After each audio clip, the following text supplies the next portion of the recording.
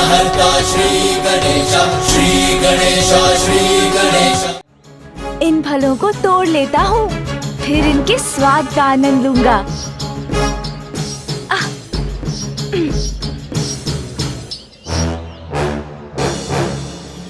कौन है? नंदी जी आप? मेरा अभी मन नहीं भरा, इससे अभी और क्रीड़ा करनी है मुझे, इसलिए मेरे शीश पर ही रहने दीजिए इसे।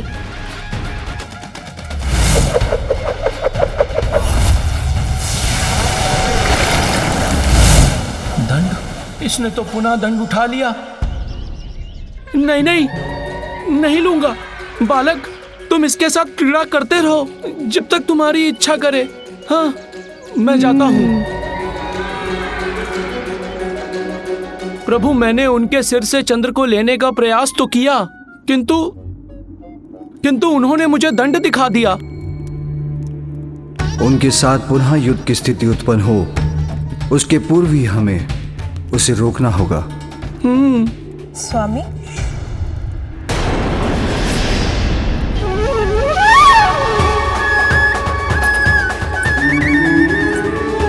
माता, माता यहाँ आ रही हैं। प्रणाम माता।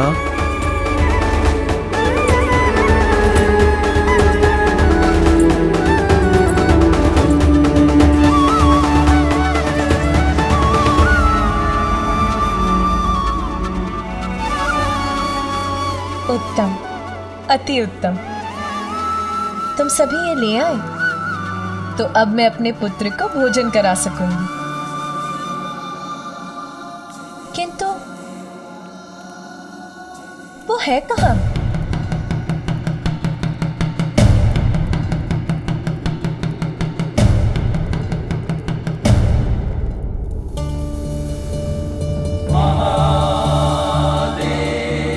स्वामी, ये क्या?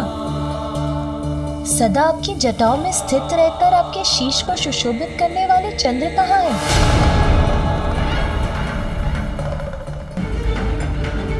और हमारा पुत्र, वो कहाँ है? वो माता, चंद्र तो आपके पुत्र के पास ही है। वो उन्हें अपने साथ ले गए हैं और वो उसके साथ क्रीड़ा कर रहे हैं। तो इसमें इतनी चिंता की क्या बात है? तुम जाकर उससे कह दो, वो लौटा देगा चंद्र को।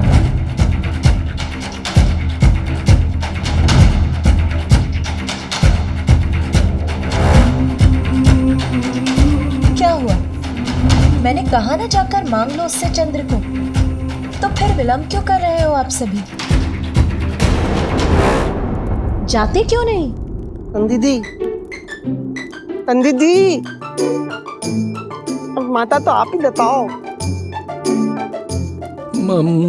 माता, हम सभी ने प्रयास तो किया, किंतु वो तुम माता प्लाया तमाले काले आता बनोते, क्योंकि वो तो माता, हम गए थे उनके पास, किंतु उन्होंने चंद्र देने से मना कर दिया। माता, उन्होंने अपने हाथ में दंड ले रखा है। पिछली बार उनके हाथ में दंड था तो स्थिति नियंत्रण के बाहर चली गई थी। और माता, अब तो उसके पास दंड भी है और तंत्र भी है। बस शांत हो जाओ तुम सभी। नटखट अवश्य है मेरा पुत्र, किंतु है तो एक बालक ही ना। चंद्र को क्रीड़ा की कोई वस्तु समझकर ले गया होगा। इसमें दोष मेरे पुत्र का नहीं, उसके बड़ों का है, जो जगत के प्रति अपने दायित्व निभाने में इतने व्यस्त हो जाते हैं कि अपने पुत्र का ही ध्यान नहीं रख पाए। किंतु आप सभी चिंता मत करिए, मेरा पुत्र अभी चंद्र को ले आएगा। पुत्र, तुम्हारे पिता के शीश पर स्थित रहने वाला चंद्र क्रीड़ा की वस्तु नहीं है, साक्षात चंद्रदेव के प्रतीक हैं। उनके अपने स्थान पर ना होने से चंद्रदेव भी प्रभावित हो रहे हैं। इससे सृष्टि का भी अहित हो रहा है। उन्हें शीघ्र लौटा दो पुत्र, शीघ्र आओ यहाँ। अभी आया माँ।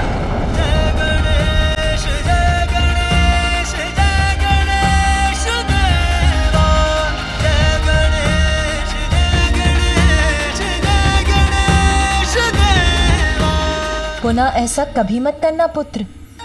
अपने पिता के शीश से चंद्र को कभी मत उतारना। चलो अब उन्हें उनके स्थान पर स्थित कर दो। अच्छा माँ, अभी रख देता हूँ। नहीं नहीं, मैं पुनः नहीं उछाला जाना चाहता। मुक्त कराओ मुझे, मुक्त कराओ। इतनी यातना नहीं झेल सकता मैं अब। वक्रतुंड महाकाय बुद्धि के नरेश, रिद्धि सिद्धिदायी विघ्न हरता श्री गणेश। सुमुख नाम प्रथम पूज्य देव तुम विशेष, रिद्धि सिद्धिदायी विघ्न हरता श्री गणेश।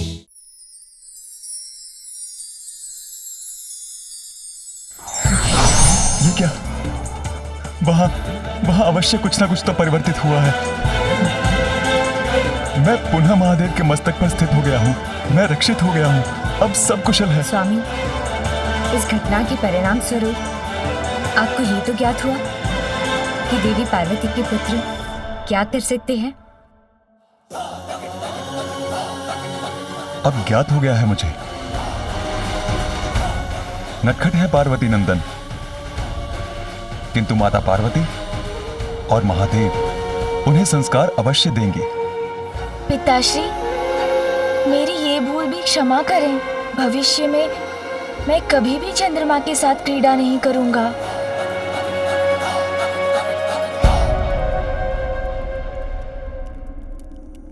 बालक विनायक विनम्र जो हुए, चकित सारे गण देखते ही रह गए।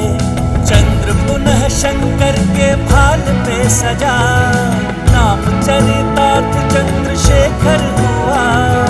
अनुराग से देखे पुत्र को पिता, हर्षित परिवार को देख के उमा।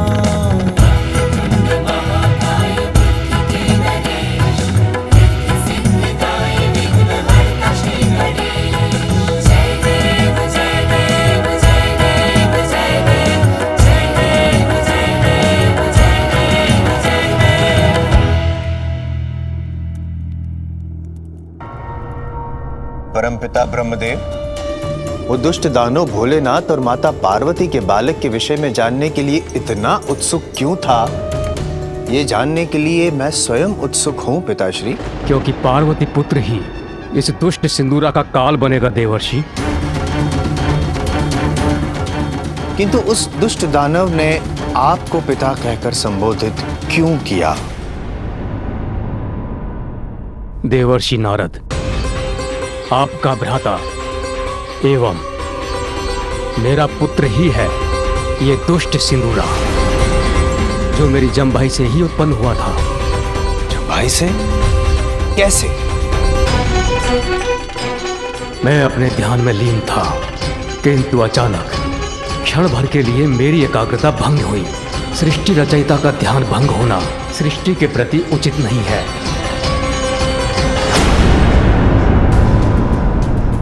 मुझे अपनी इस बड़ी भूल का आभास हुआ और मैंने पुनः स्वयं को ध्यान में स्थिर कर लिया।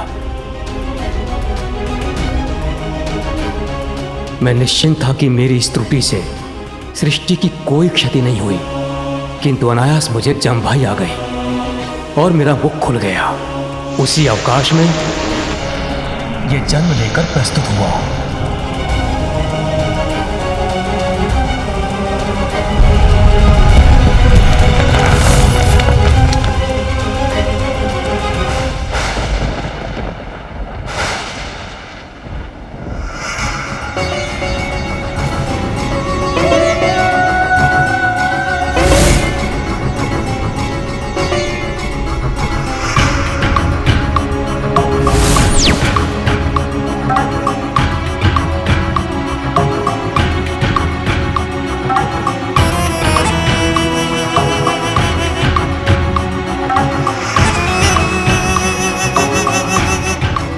प्रणाम पिताश्री।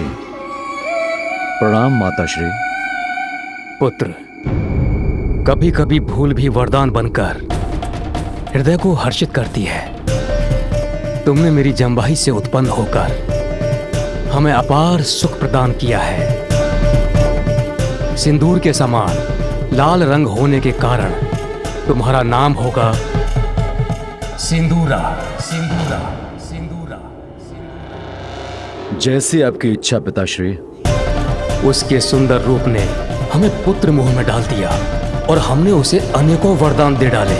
हम कल्पना भी नहीं कर सकते थे कि उन वरदानों का इतना भीषण परिणाम भी हो सकता है।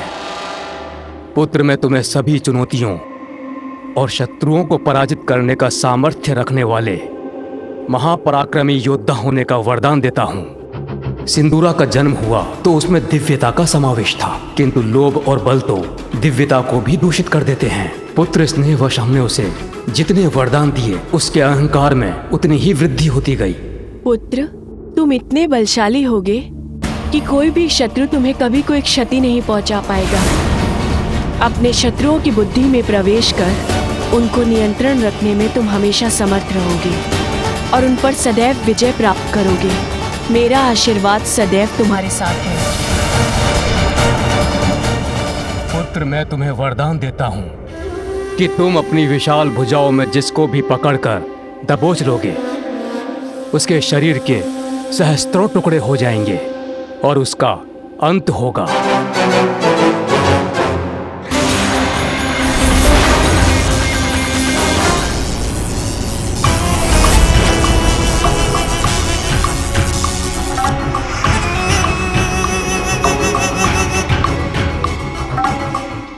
अब कोई नहीं टिक सकता मेरे समक्ष, न देव, न दानव, न यक्ष और न मनुष्य।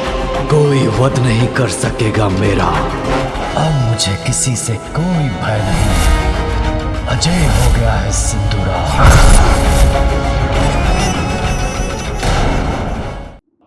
अब जब मैं किसी को भी पराजित कर सकता हूँ, किसी को भी, तो मुझे कोई भी रोक नहीं सकता।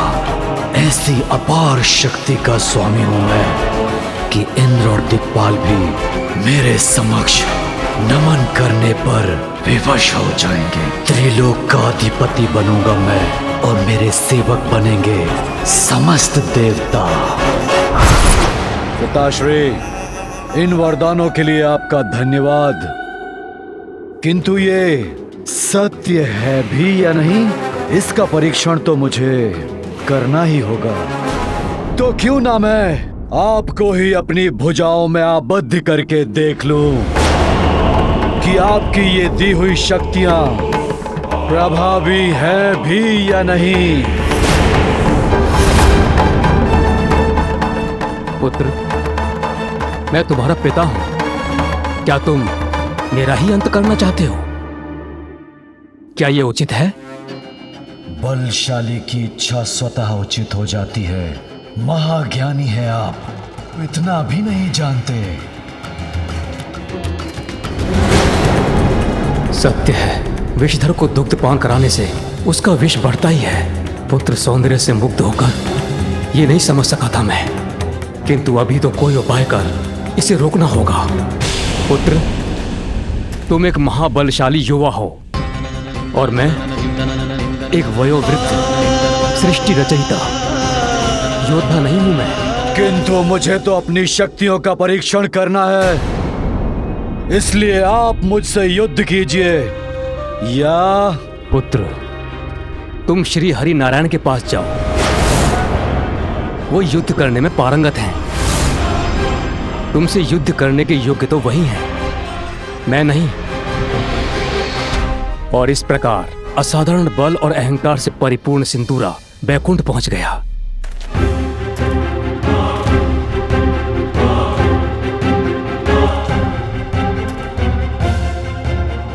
नारायण,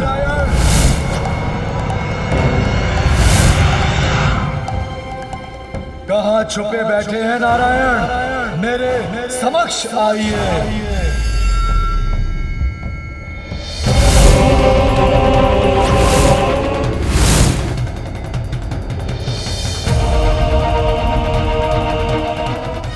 ये आप क्या कर बैठे ब्रह्मदेव? अब मोहग्रस्त पिता के अविचारपूर्ण वरदान के कारण त्रिभुवन को यातना सहनी होगी।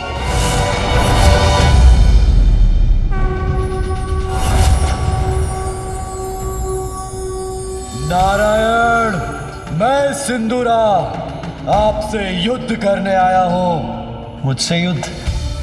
परंतु मेरी तो तुमसे कोई शत्रुता नहीं। शत्रुता नहीं तो क्या हुआ? मुझे ब्रह्मदेव के वरदान से मिली शक्ति का परीक्षण करना है। सुना है कि महाकुशल योद्धा है आप, इसीलिए मैं आपको अपनी भुजाओं में भरने आया हूं।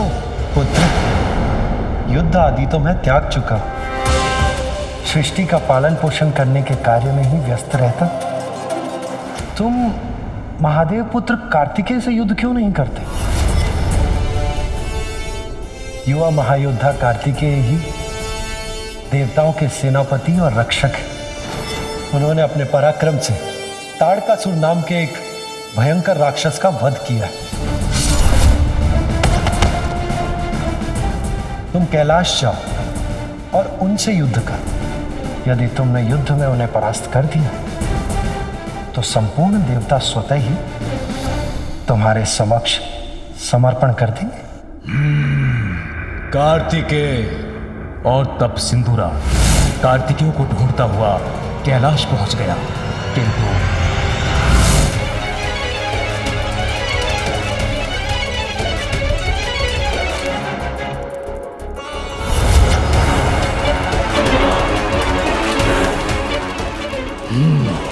तो ये है कैलाश, यही मिलेगा वो महायोद्धा शिवपुत्र कार्तिकेय।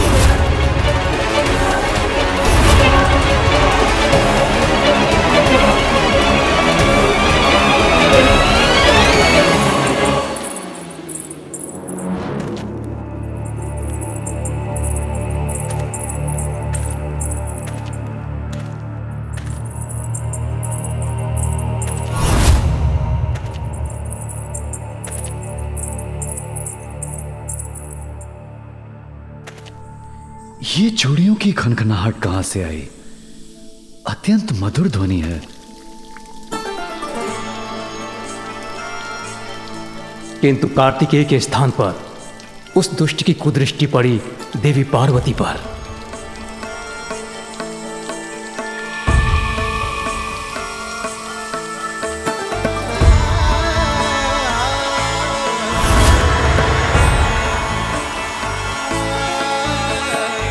इन देवी के अपार सौंदर्य ने तो मेरा मन मोह लिया। मुग्ध हो गया है सिंदूरा इनके इस मन भावन रूप से, और जिस पर सिंदूरा मुग्ध हो जाए उसे प्राप्त करके ही रहेगा।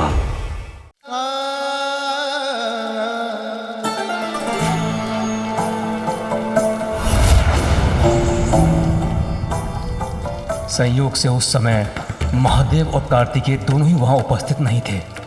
अपनी वरदानी शक्तियों से प्राप्त बल के मद में मदमस्त देवी पार्वती पर मोहित वो दुष्ट दुर्भावना हृदय में धारण किए देवी पार्वती की ओर बढ़ने लगा।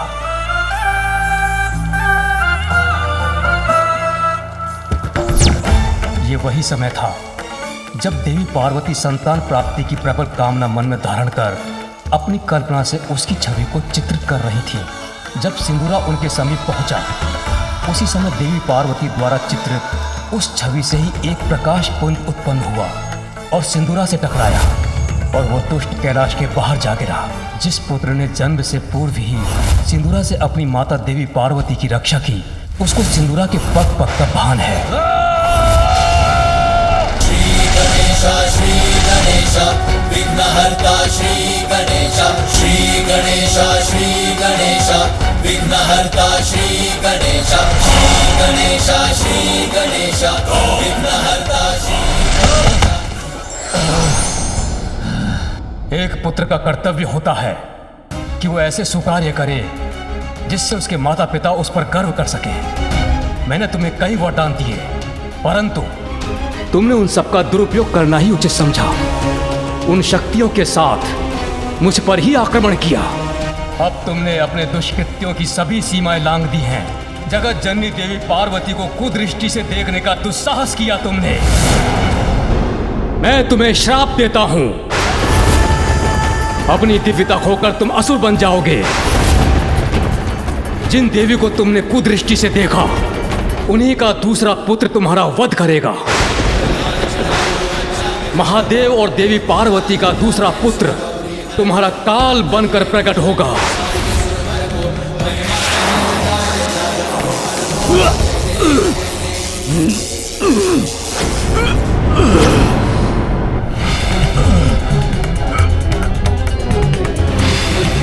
स्मरण रखूंगा, सदैव स्मरण रखूंगा ब्रह्मदेव। मुझे कुरूप बनाने के लिए कभी क्षमा नहीं करूंगा आपको।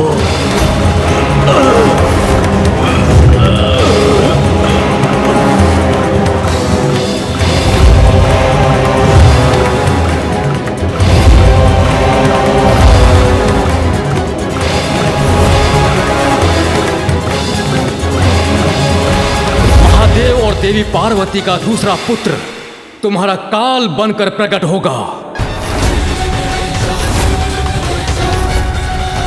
यदि वो बालक मेरे लिए काल है, तो सिंदूरा भी उसके लिए महा